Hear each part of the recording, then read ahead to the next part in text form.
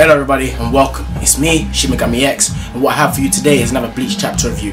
This is Bleach chapter 536, titled Everything But the Rain, opening 9.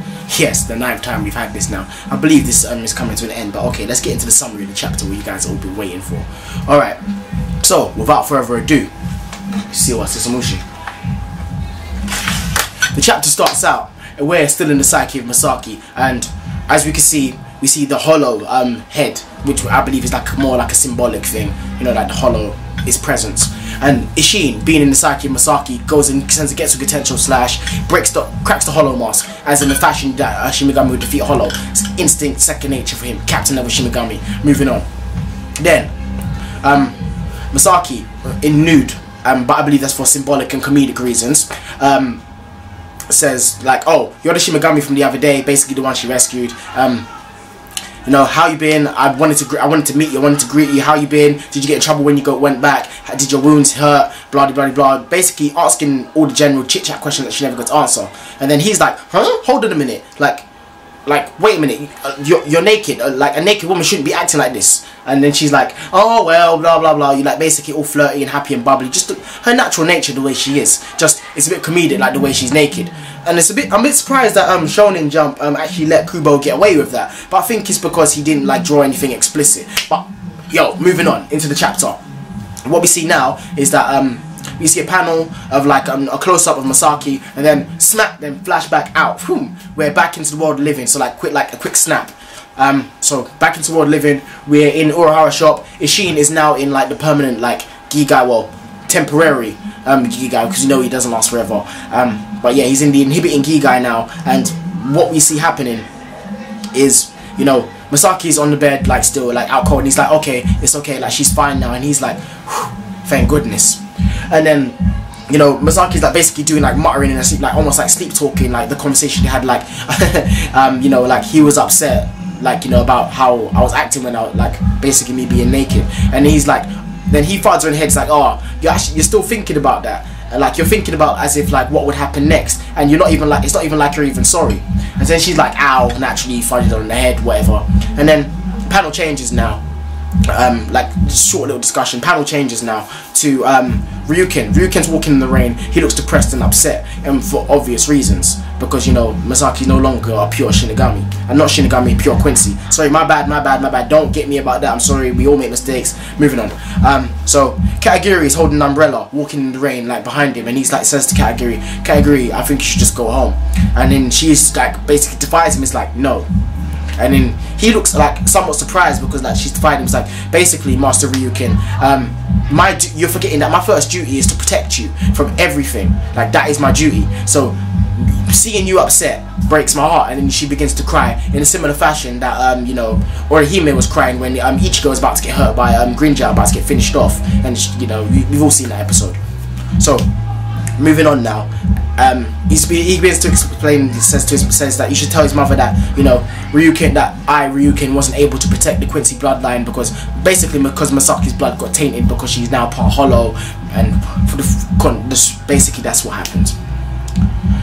Moving on to chapter now, we come out of the flashback mode and we're back into the present day with Ishin and Ichigo. Woo-hoo! Finally. All right. Not saying that's a bad thing because they explained it very well, but now here's what happens next. Ishin basically begins to like reminisce and digress about, you know, the past relationship that him and, you know, Ichigo's mother Masaki had.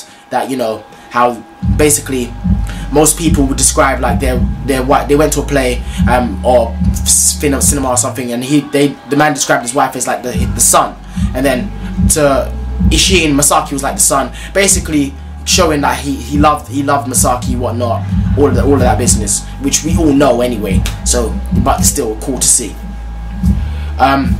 Moving on now, he then goes to explain to Ichigo that you know that his mother died and whatnot, and then he said the rest of it. Then he was born.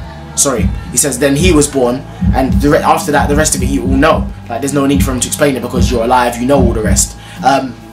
Then he says, but Ichigo, there's one thing you don't know. It's like the truth behind your mother's death on the day that she died. Alright, now we gonna get into the review side of things, guys. Here we go. Shimigami X style. Alright.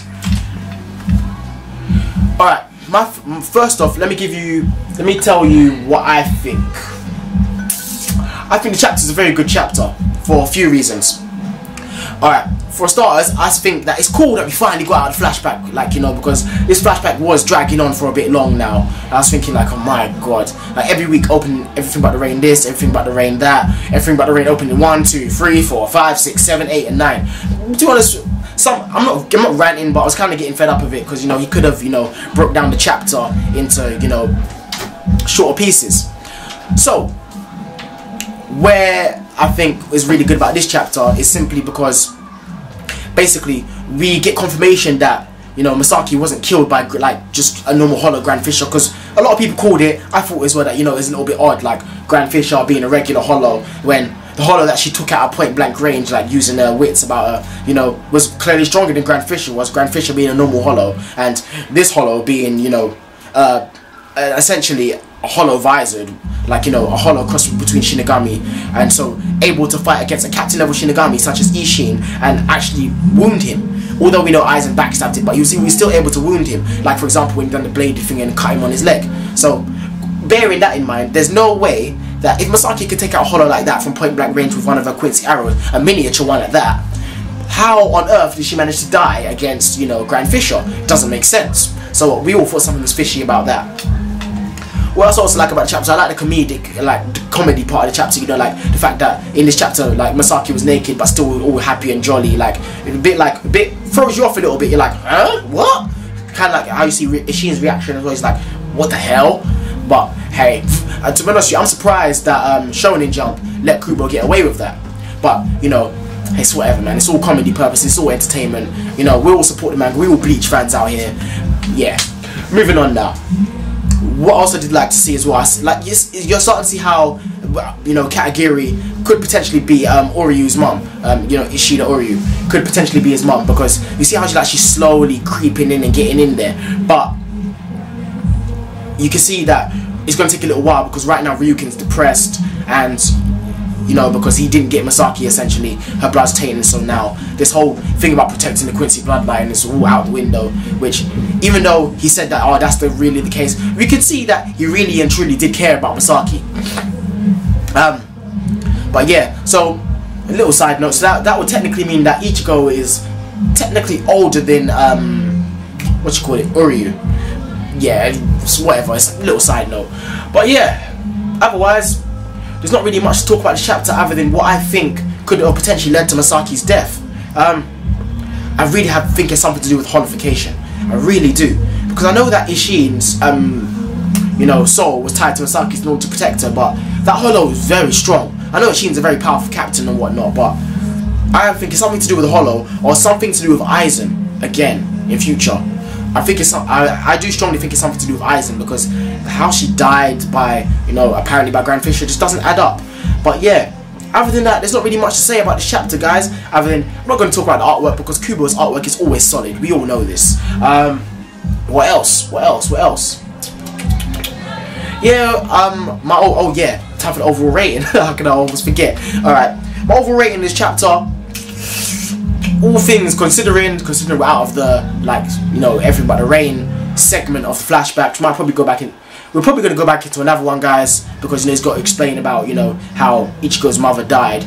So probably everything but the rain is going to continue some more, but the contents of the flashback will be a bit different. It'll be like something a bit more interesting, because that segment of it's been a bit dried out. So my overall rating of the chapter, Shimigami X rating gives it a I give it a good solid 8.5 out of 10. And the reason I give it 8.5 out of 10 is because we always have good solid artwork from Kubo, so that's a given. We can chuck that out the window. We finally come out of this segment of the flashback, so finally hooray for that. What else do I think? I think that it was good to see the relationship, like the relationship development between Ishin and Masaki even further, like how they eventually became close and whatnot. As we knew they naturally would, because otherwise how's Ichigo come into existence? It's also good to see that, you know, that Ryukin genuinely cared about Masaki, like you really and truly wanted to be with her. Like, it's evident to see from this chapter and previous chapters. So yeah, I thought that was pretty cool to see as well. And I think it was something that I missed in my summary of the chapter, that how it's cool to see that, you know, Ishin was involved in, you know, setting up Urahara's shop about, you know, all the medicine and whatnot. I think that was pretty cool to see, which explains and not only just this reason that he helped save Masaki's life, like why they're so close. You know, like even afterwards, like why they're so close. It's explained very well. So yeah. So I think the explanation was very good in this chapter. I think it wouldn't be story progression, because we're not progressing the story. It'll be character development. I think the character development in this Everything But the Rain entire segment has been pretty good in part of Ishin and Ryukin, and even Katagiri and like other side characters that we never noticed before. So overall, yeah, a good solid 8.5 out of 10. And yeah, that's all I have to say for this review today, guys. So you know, thanks for watching. Hit me up in the comment section below. As always, comment, rate, subscribe for more videos about me, Shimigami X. This is me. I'm signing out, and as always, people, take care and peace.